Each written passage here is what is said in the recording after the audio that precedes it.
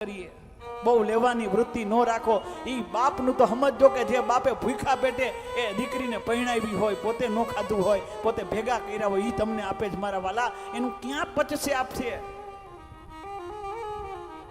કોઈ અપેક્ષા ન હોય. મારા હારો વેવાય તો એને કહેવાય હારો વેવાય, સમજદાર વેવાય એને કહેવાય. પગે લાગીને કે તમે તમારી શક્તિ પ્રમાણે હોય તો દેજો, એ નકર આ એક હાડીમાં મોકલી દેજો, અમે એનો સ્વીકાર કરશો. પાકે સાક્ષાત લક્ષ્મી તો આવે છે મારા ઘરે, બીજું લક્ષ્મીથી શું જોઈ? લક્ષ્મી મળી જાય પછી લક્ષ્મીથી શું જોઈ?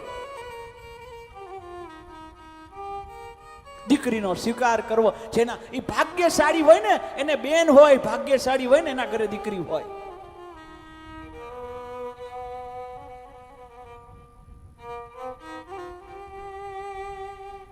દીકરીનો દીકરો સીધો વારસદાર છે. નવી કથા, હું નથી કહેતો, શાસ્ત્રમાં લખેલું છે.